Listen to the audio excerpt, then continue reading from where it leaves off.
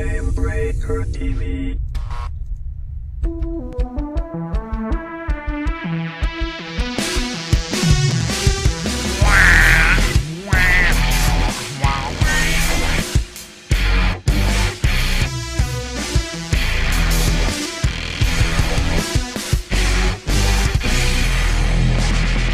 Hello, everybody. I'm Gary Gannon. This is Gamebreaker.tv, and welcome to the first ever episode of GuildCast, the Guild Wars 2 show for December 15, 2011. Today, Guild Wars 2 beta is announced. Don't get your hopes up just yet. The Mesmer class is revealed. We got dev chats, interviews galore, and of course, your viewer questions. But first, you know him, you love him, the editor-in-chief, Massively.com, and of course, the long-running GuildCast. It's Mr. Sean Schuster. How are you, sir? Mesmer. Hi, Mesmer. What's up, Mesmer? And, of course, GuildCast would not be complete without the community manager of Massively.com as well. It's Ruby Bear. How are you, Ruby? Good. How are you? I am fantastic. I'm here to say things besides Mesmer. I am excited. Mesmer. He just keeps saying Mesmer. I'm translating.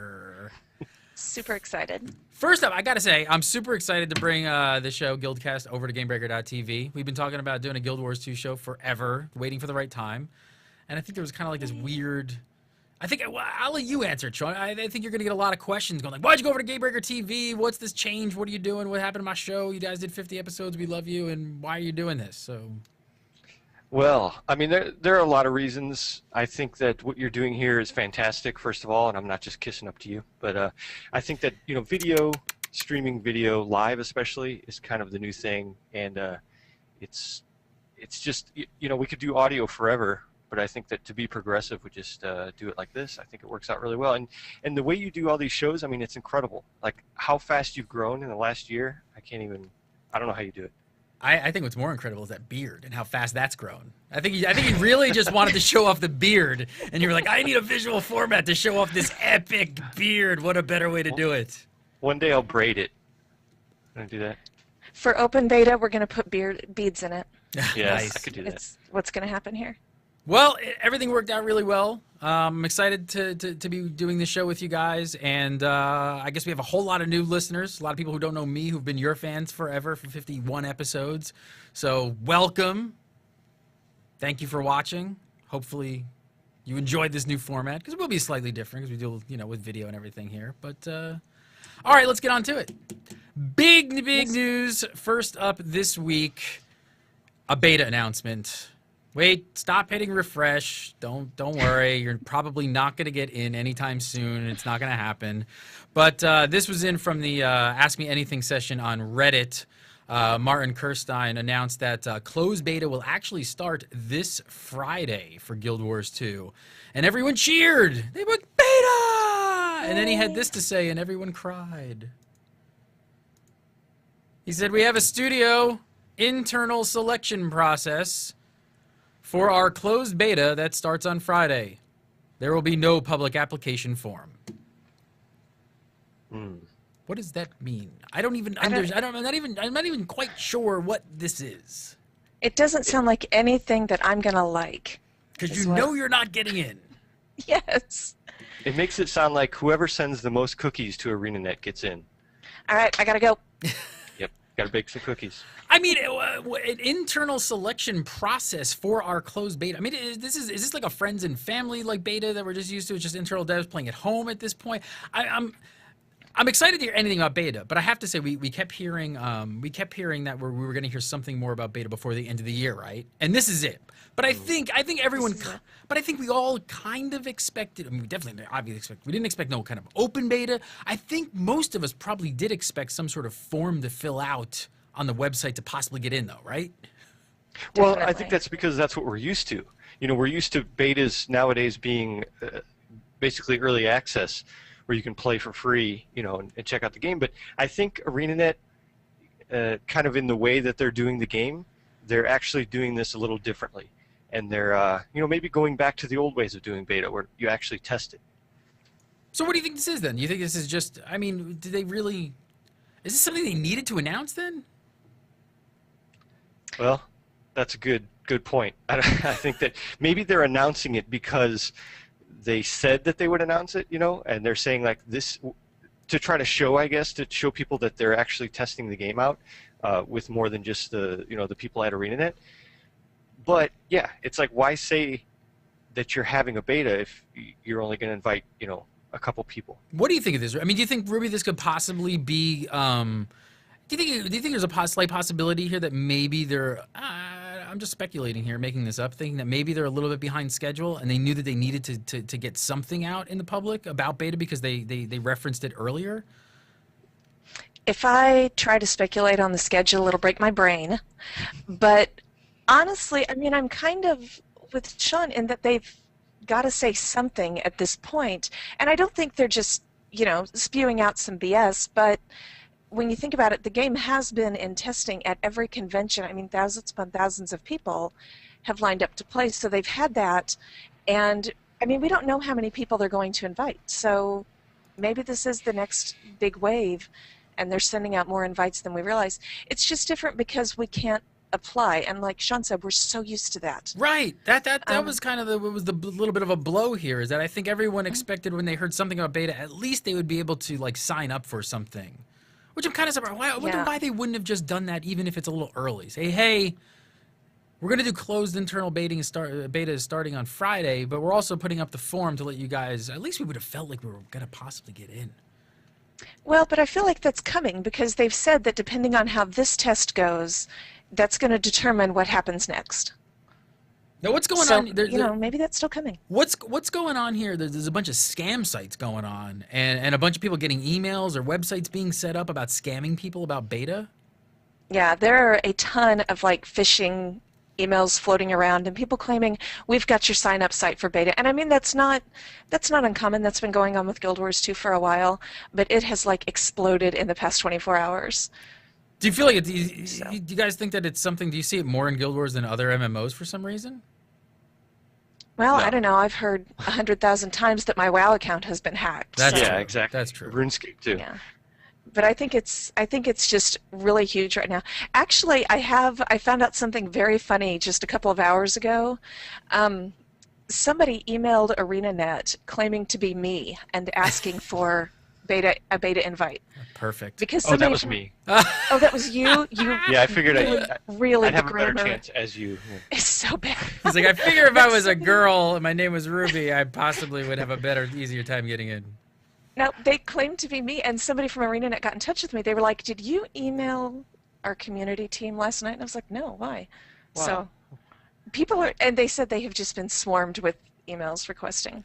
People are weird. I've got somebody on Twitch. Oh, gosh. I've got somebody on Twitch claiming it's me. They run around with my name and they tell people that they're me. Nice. It's so bizarre and so weird. You know, I want to divert for a second. I want to talk about something. Like I want to move. We're gonna get back to the Reddit session and everything else.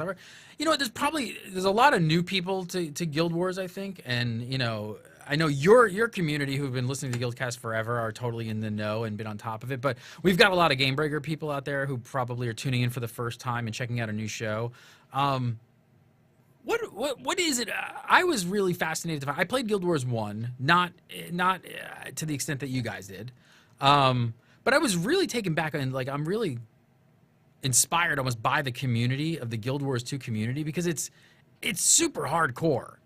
And what is it about Guild Wars 2 that makes it so special to you guys? Like, what is it that really grabbed you guys about it? Well, Oh my gosh. I think that one of the big things is, you know, Guild Wars is a unique IP, and the people who started playing, you know, from the beginning are really kind of protective about that. And they're, you know, I mean, you have Star Wars, which is a huge IP because of the movies and because of, you know, everything else that Star Wars stands for. Guild Wars is kind of its own thing, and you get people who are just like, this is my baby, and now it's going to be multiplying into a sequel. And this is still my baby, you know. And I still like they're really protective of it. And I think that when you know you get all these new people coming in, and they're like, yeah, what's this Guild Wars thing? I think I'm gonna try it out. Is it like World of Warcraft? And people are like, they go crazy because they're like, you don't understand. This is Guild Wars. So Give me a quick couple points though about what is it different about it than World of Warcraft for people who don't know. A lot. I mean, it's, oh boy, I don't even know where to start. It's just the way the skills are set up. It's a, it's not kind of a organic skill bar. It's something you set up before you go out to an instance. It's very heavily instanced. You go out to instance battles. The environment is instanced. That's kind of one of the big things. It's very linear.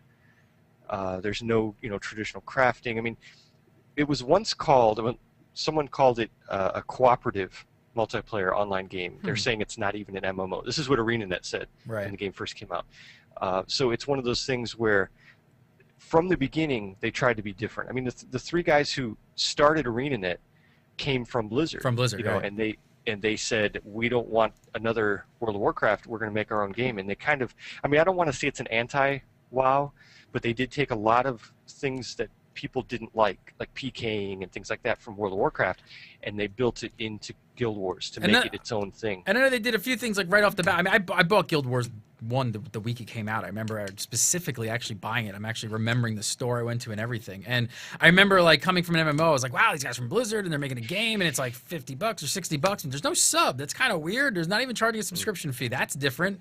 And then I remember loading it up and being like, oh, I can make a max level character in PvP right off the bat. Really, that's weird. That just kind of cuts right to the chase, and I don't even have to like wait to do that kind of stuff. So it does seem like the whole company has kind of been based, the philosophy of the company has been based around doing things a little bit different than the rest of the MMO companies out there, and kind of like walks to a little bit of a different drummer. What about you, Ruby? What kind of grabbed you initially that really held you about Guild Wars? I think from a purely technical point of view, it's got a, I hate the phrase low barrier of entry, but that's kind of what it is. It's not so overwhelming to get into.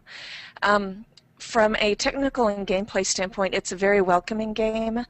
And the other half of that, and this is something I've harped on probably too much, but is the community. It has got one of the best communities, and I know they're like super, super hardcore, but as far as playing and getting in there with people, it is one of the most welcoming communities.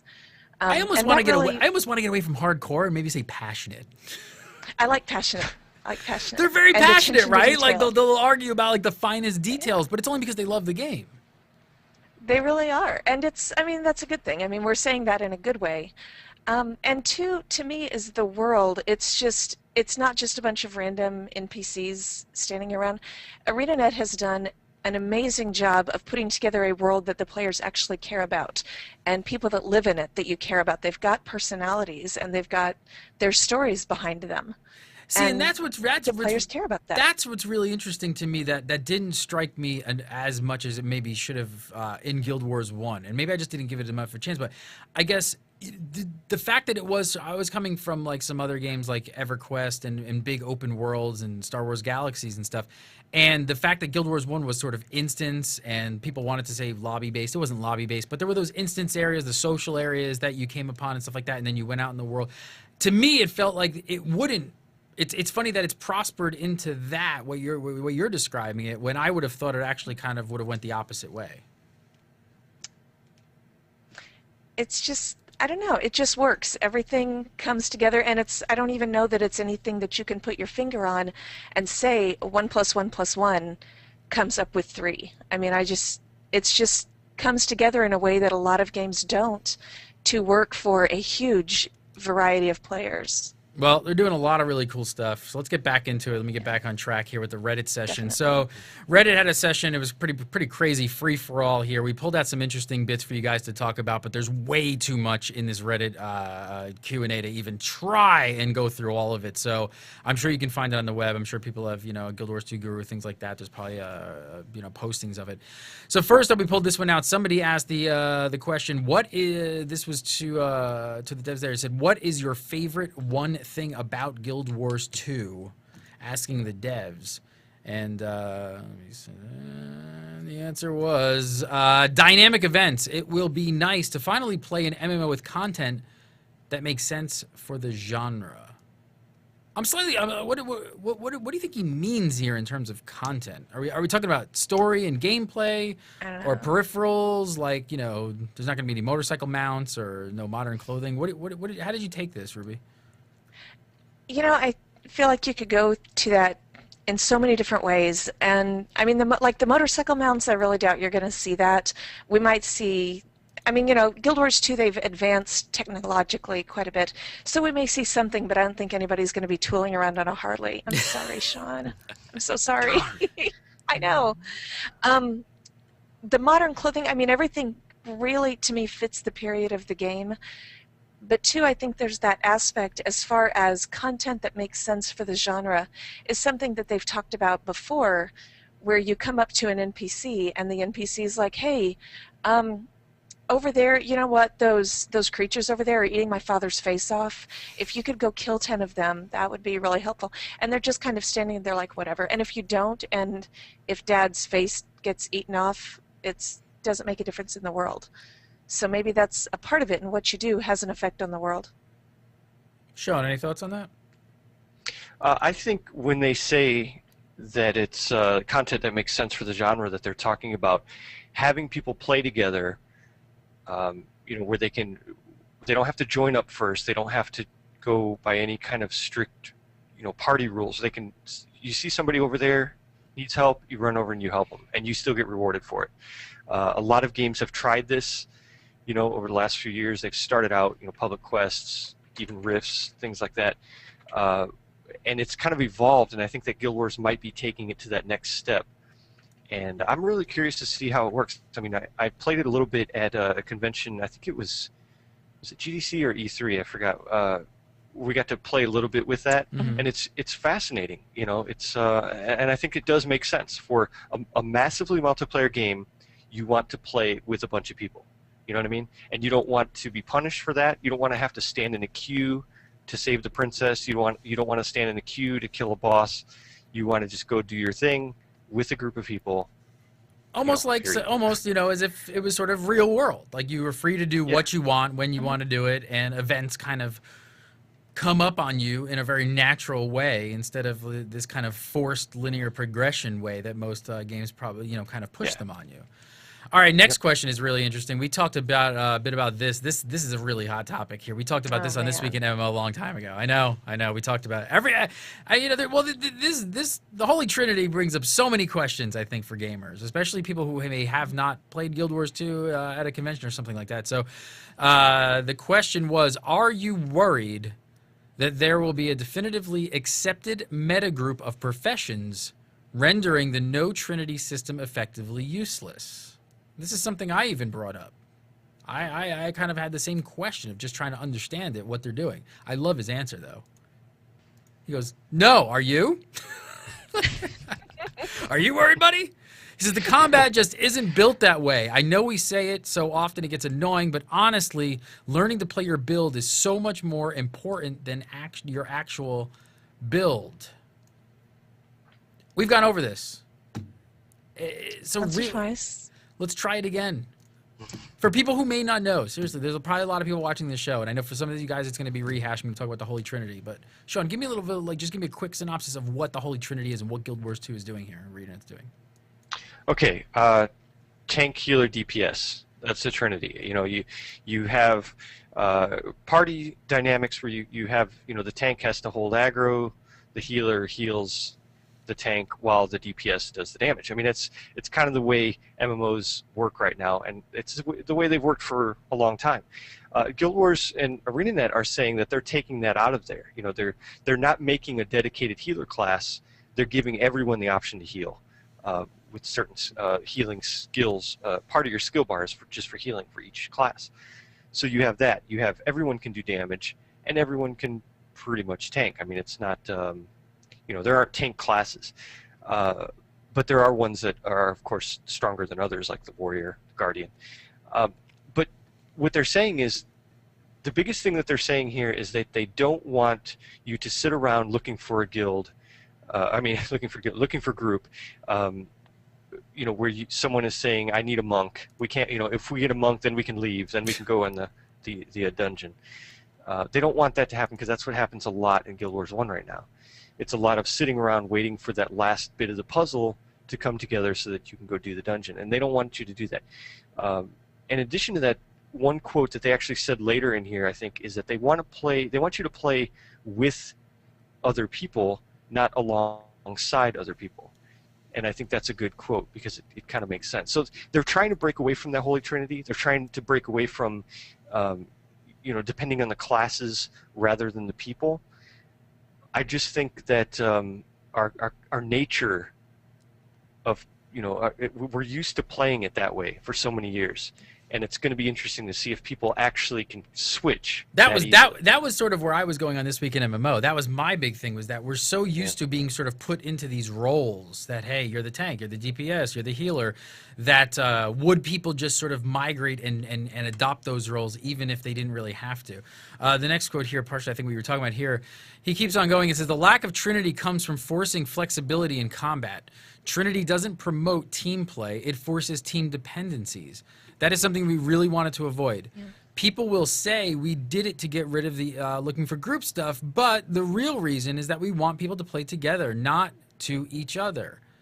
I mean, like I said, they sound like they might have really well nailed this and truly eliminated the Holy Trinity from the MMO genre. At the very least, they think they have, right? So, you both have had some hands-on time. Ruby, I know you've got pretty extensive hands time at some conventions, I think. Are you pretty much convinced that this is an absolutely true statement? I am. I think that people are going to have to get in there and get their hands on it before they will become convinced. And I think that's part of the problem, like what we talked about before. It's hard to wrap your head around until you've actually done it. True. Because it's so ingrained that you go in, and I think a lot of people are going to have to find out the hard way. I know I did. I went in playing a class that I'm familiar with in Guild Wars 1. I went in playing an Elementalist, and I stuck with I stuck with the build that I went out there with, and eventually figured out that I was not going to do well unless I got rid of that I'm DPS only mentality and kind of set that aside and became more flexible. The classes are built to work with flexibility. They're not built to work well within a rigid one role, the end. God, ArenaNet, I need some hands-on time. I need some hands-on time to really understand this, to wrap my head around it. I know, because I know a lot of people out there who've been paying attention to it. Like, we get it, but everybody else is like, what are they talking about? This sounds crazy. Yeah. All right, let's go. Next question. Somebody asked this, can you tell us what your plans are for PvE endgame? More 5-man dungeon raids, or with 10 or more people, more areas with dynamic events like the Shatterer? Answer was, endgame is such a dirty word. We want our game to be the endgame. We don't like the idea of a game that changes when you hit max level. Amen. That I completely 1000% endorse. As you level up, you can play events, dungeons, WVW, or at any time take a break and do some competitive PvP, then hit a button and go back to PvE stuff. I mean, this fits with what ArenaNet has been saying about wanting players to get to the good gameplay right out of the box, right out of the gate. I think it's gonna be a little different for a lot of people. Might be slightly overwhelming, might be a little too much for players. What do you think? I don't know. I think the starting areas are there. I mean, they're big and they're exciting and there's a lot going on, and it's got this epic feel to it. But at the same time, you're not standing there with a full skill bar and skills and traits that are just way beyond what you understand, trying to figure out what's going on. I guess just because the gameplay is exciting and epic and feels like endgame right out of the gate, doesn't necessarily mean that you're given a skill set that is beyond what you've learned at that point. It's a good mix. It is, and I kind of never understood this. A lot of MMOs, and most of them have that, is that you play up till your max level, and then the game completely changes for you. You're either going to go like a straight PvP route, and you pretty much just like get into competitive PvP, or you start getting into like raiding, and maybe if you want to go hardcore, you go like progression raiding or something. But that game is so completely different than the game you played up to whatever level you've been playing. Thoughts, Sean? No, I agree. I think that this is a really I'm really excited about this. I think that I'm not really an endgame player at all, so this especially caters to me. I can, I'm kind of an altaholic, so I like to start new characters, play them to, first few levels, and then start a new character and do this over and over again. I really can't I would say endgame actually turns me off. When I'm with a group of people and they make it to endgame, I'm kind of like, Is it because it changes? Is it because the gameplay style changes so dramatically? Yeah, usually. And usually PvP is a big part of it too, which I'm not really interested in. So I think that probably has a lot to do with it. And it's like if But you're not into PvP, there's a problem. And then if you and the time, I mean, PvE, especially raiding, it takes like a lot of hours, a lot more hours. It's a lot less casual than just the rest of the way up there. yeah, exactly. Well, and there's another aspect to that. Sean wrote something for Massively quite a while back about how you have 10 minutes to get my attention. And my thing is, I hate being told, no, just do this part and then the game gets really good. But I didn't buy a game. I didn't pay money for this agree. game so I could agree. hate it for hours of gameplay. I bought this game so I could have fun now. We're all gamers. We have ADD.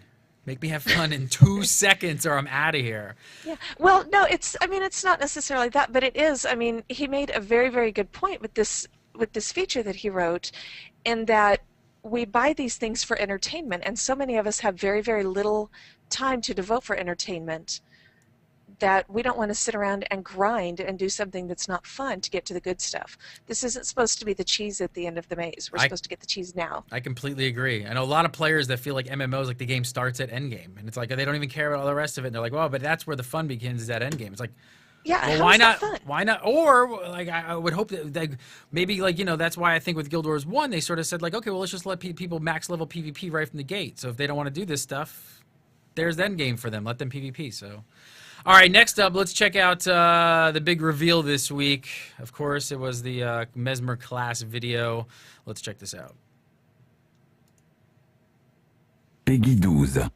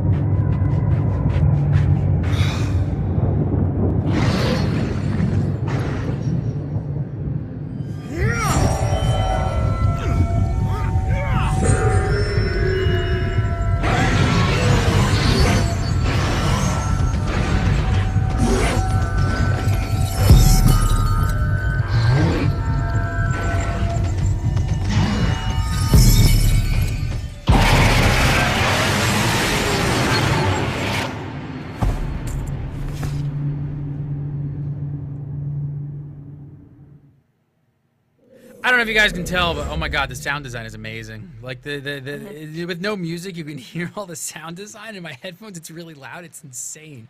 So bring me up to speed a little bit. I mean, this is a class from Guild Wars 1, right? But I'm assuming, Sean, that they've made some major changes to the class itself. Yeah, they have. A lot of it is similar, but some of the mechanics that you have from Guild Wars 1 are removed. But I think that that's kind of the way Guild Wars 2 is. Like, in Guild Wars 1, the Mesmer has fast casting and interruptions, which makes it so they can actually interrupt other casters, which is a really cool feature, and it's a lot of fun. But the way Guild Wars 2 is set up, you can't really do that. But in its place, they've added a couple other things, like the illusions, where you can make clones and phantasms and all that, which I think it's a good trade-off. Let's talk about the illusions for a second. You mentioned those. They look amazing. I mean, so basically, what is it? A Mesmer can literally create copies of herself to help attack the enemy? Yeah, essentially, there's a clone and a phantasm. The clones are more like just a direct copy of your character, and they don't really do a lot of damage. I think they're more for kind of a distraction. And then the phantasms are more powerful. They're like their own thing, kind of like a spirit. Like the ritualists in Guild Wars 1 had spirits, and I think that's what these are kind of similar to. And they can actually do a lot of damage themselves. Now that's something that the Mesmer didn't have in Guild Wars 1, so I'm really excited about that. It's almost like taking that part of the ritualist, the spirits and the summoning, and adding that to the Mesmer, which I think sounds like a lot of fun. What about the shatter? What is that all about? Well, it's like you make these illusions, and then you can have them fight, and you actually can make them blow up. Essentially, they shatter, and when that happens, it causes certain effects to happen to the anything around it. Anything from confusion to more damage. It can do an AOE. There are different types of effects that happen with different shatter skills. Ruby, tell me a little bit about what's the this is something else, if I'm not mistaken, this is from Guild Wars 1 as well, is the confusion condition? Well, it wasn't really known as confusion. There actually was a skill called confusion in Guild Wars 1, but it was pulled way back in 2005. I think it was like the skill was done away with like way back in beta, so it's something from way back then.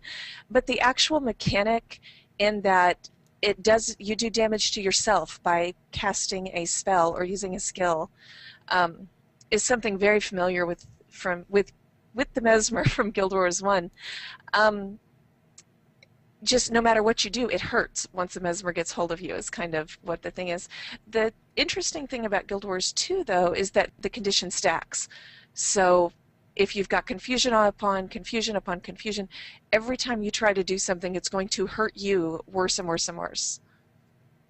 Are you guys glad to see that, like, at least some of the original, Sean, I know you're really excited about the Mesmer, so you just came on the show and just started, Mesmer just kept coming out of your mouth repeatedly. Are you pretty excited what they've done with the Mesmer and how they've done the changeover from 1 to 2? Yeah, I think I mean, I haven't played it yet. Sure. If I could get into the beta tomorrow, ArenaNet, if you're listening, I'd have a better opinion about it.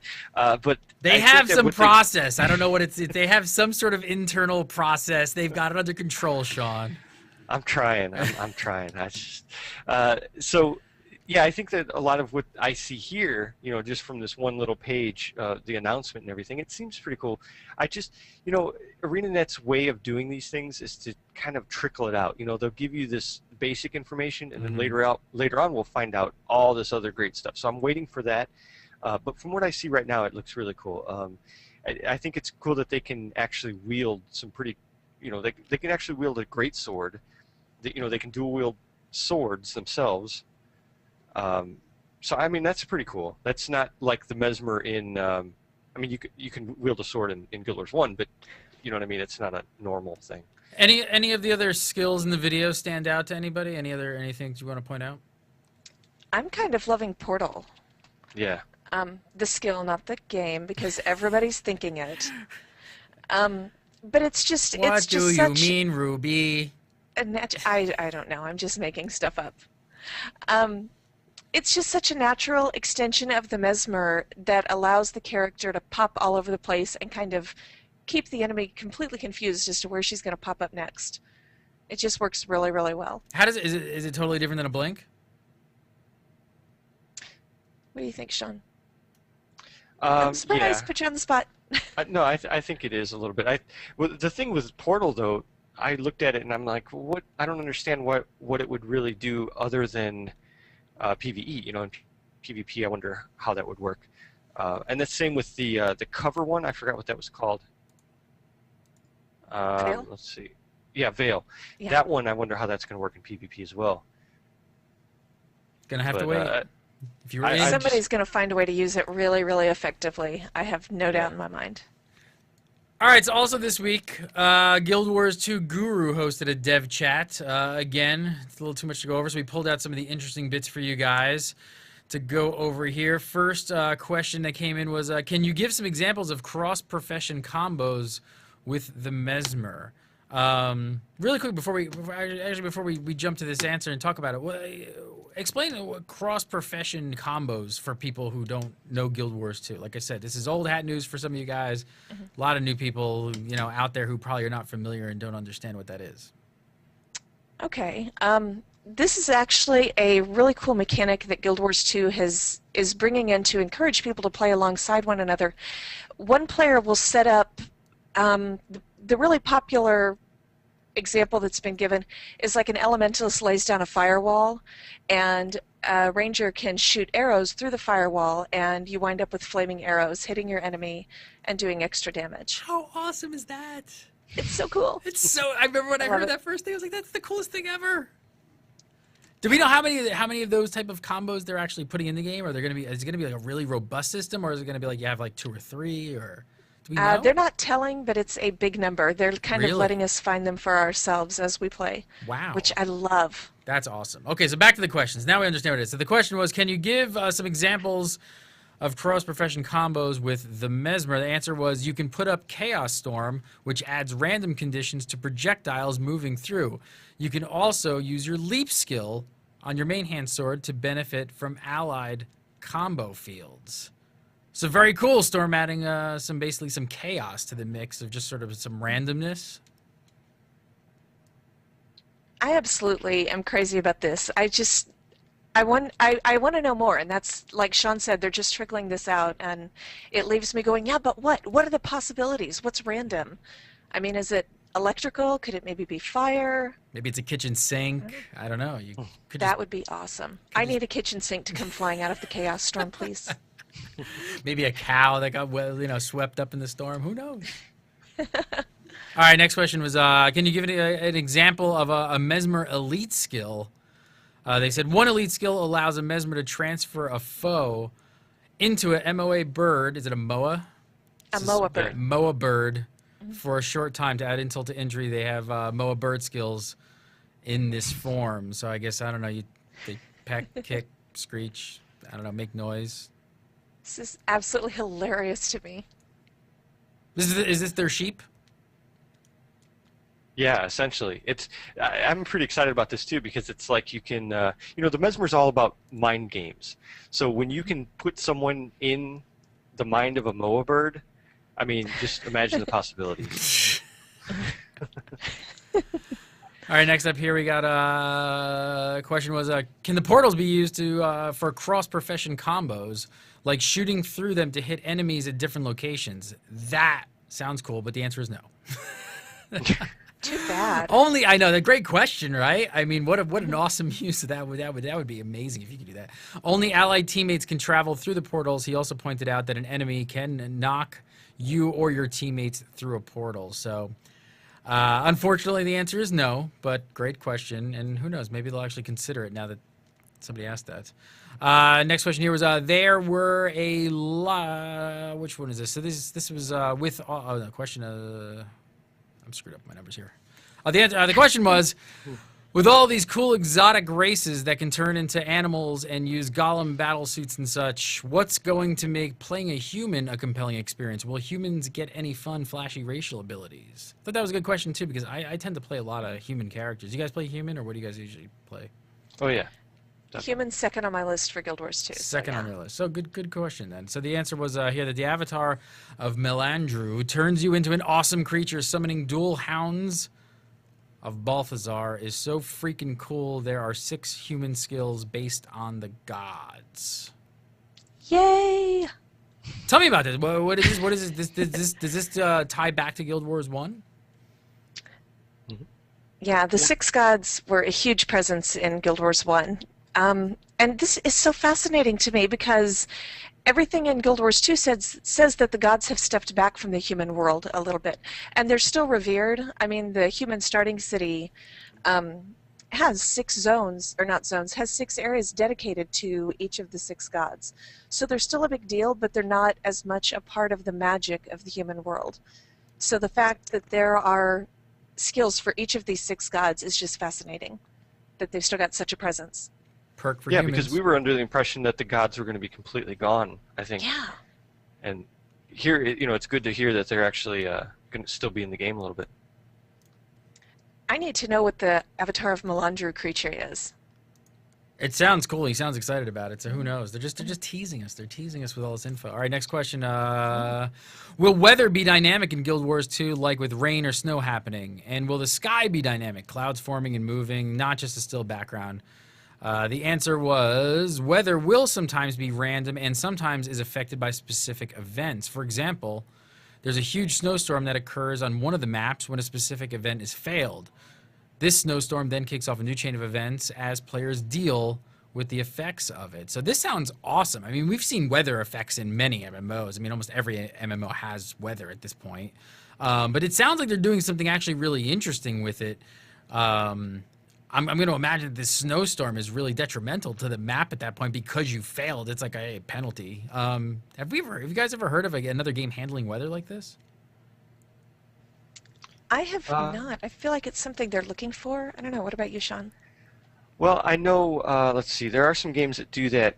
I know that, like Fallen Earth has rain. They actually have clouds that form. Lotro does that. The clouds will form, and you'll see the rain come down. But nothing as big as snowstorms and actually like change the landscape, the texture of the environment. I mean, that's pretty big. But what I worry about is if it's part of a dynamic event, when the dynamic event is over, does the snow disappear and then it starts over? How does that work? I don't know. See, to me, that felt like such a convenient mechanic because they can just be like, oh, it melted. And poof, it's gone. The sun came out. A warm front. That's it, a warm Not front. really a cop-out. It's just a convenient thing that they can use. I mean, there's an easy way to get rid of snow. It gets warm again. All right, let's do some viewer questions. You guys send in your questions. Send them to submit at Gamebreaker TV. Submit at Gamebreaker TV if you have any questions for the show. We'll read them on the show. And this week, first question coming in from Jordan Nicholls. Jordan once says, I'll throw this one to Ruby first. What do you think will be the most and least popular professions in Guild Wars 2? Well, clearly the Elementalist will be the most popular. I'm waiting for Mesmer. Sean to, wince. Mesmer. I don't know. That is such a subjective question. Sure. I mean, I know for me, the Guardian will be like the last thing I play. But as I say that, hundreds of people are like, oh, you're crazy. The Guardian's the best thing. So, I don't know. Elementalist, Mesmer is going to be a huge hit, I think. Everybody's gone so crazy over it. What do you think, Sean? I think the new classes will be things that people play first. The Thief, the Guardian, Engineer. Every time I think about which one I want to start first, then I just remember the next one. I'm like, oh yeah, Engineer, I want to do that. Oh yeah, Mesmer. Oh yeah, Necromancer. So, I don't know. I think that as far as I don't know. I just think that those new ones will probably be the most popular, just because we don't have them in Guild Wars 1. We can already play a warrior in Guild Wars 1, right? But we can't play an engineer. So I think that's what's going to happen. All right, next question from Kevin Hawes. Kevin says, what's one thing that excites you the most about Guild Wars 2? Ruby? Playing the thing in my home. Oh my gosh. But as far as the game, if we're talking about the game, I think he's talking about events. the game. I think he might be talking about some sort of game mechanic, or he's looking for PvP or dynamic events, or dynamic events. Just the thought of a world that responds to me as I'm playing it is so thrilling to me because we don't have that. What about you, Sean? I'm really looking forward to playing with my friends. A lot of my friends left. A lot of friends that I made in Guild Wars 1 left the game, and now they're all coming back. They're all talking already about coming back to Guild Wars 2. And I think it'll be great to get together with them, play in that world again. Mm-hmm. That it's 250 years later, but it's still a familiar, a familiar world. And I'm just really looking forward to getting back into that. Guild Wars was my first real MMO, and it was such a you think about your first MMO, it's such a great experience, and to get back into that again, it's like a second first time. You know what I mean? Right. I'm really excited about that. I think for me, it's got to be the WVW. I think that's how many W's, V's it has in it. He's stuck. No, I think the way they're setting up their PvP and their WVW stuff sounds amazing, and I can't wait to see it all work. And I'll just keep saying trebuchet in the show as much as possible. All right. It's a good word. Last question from Ryan Leverton. Says, given ArenaNet's stance that you shouldn't have to grind your way up to endgame before you start actually playing the game, do you think Guild Wars 2 will be able to satisfy hardcore PvE players who have grown accustomed to building a character up in order to participate in endgame raiding? I assume his question is talking more about people coming from, say, another MMO like the WOWOWOW MMO, something like that, where they're not used to this. So what do you think, Sean? Do you think that they'll have enough to satisfy? I don't know. It's going to be tricky. This goes back to the thing about the Holy Trinity. People are used to a certain type of game, and there's going to be a giant wave of people, and this happens with every launch, but there's going to be a giant wave of people who are going to come in expecting that type of game, and they're not going to find it, and they're going to complain about it. They're going to leave. So it's going to take a little while. There's going to be a growth period, I think, for Guild Wars 2, where people are going to realize just kind of what it's made of, and this is a big part of it. What do you think, Ruby? I think there's going to have to be some unlearning that's going to have to happen here. Because people are going to come in and they're going to rush for level 80, and they're going to miss all this good stuff. They're going to find themselves at the end going, this is lame. and and the rest of us are going, well, this is lame because you just rushed past you missed the whole point. You missed the whole part of the game. Yeah, and I think they're going to have to relearn. I think it's going to take some time, and I think, like Sean said, we're going to hear people saying that this game is terrible, and they're going to leave. And my hope is that they figure out what they're missing and come back. Nobody's going to say it's terrible. No, I have high hopes for it. Unfortunately, they are. That's okay. It's not for everybody. Ruby Bear, follow her on the Twitter at RUBI_. Don't forget the underscore. Don't forget the underscore. It's important. It is important. You will not get the right Ruby, and I cannot tell you who you may or may not get. But follow Ruby it's a on Russian the Twitter. kid that doesn't use his account. There you go. And Mr. Sean Schuster, you can follow him. No, he doesn't have a Twitter. Forget it. He doesn't follow on Twitter. So just go to massively.com. He's the editor-in-chief, so go over to massively.com and read all about your MMO goodness, including Guild Wars 2 and all that good stuff. And man, that is one amazing beard. That's all I got to say, bro. Nice. You can follow me on Twitter at Gary Gannon, GaryGannon, and of course you can follow Gamebreaker at Gamebreaker TV on the Twitters. We're going to do this show live every single week, Thursdays, 6 PST, right here on Gamebreaker.tv. Hope you had a great time for episode 1. Can't wait to see you guys next week. Have a great weekend. Guys, awesome show. Glad to be here. Can't wait. Many, many more. Have a great week, guys. Thanks. Thank you.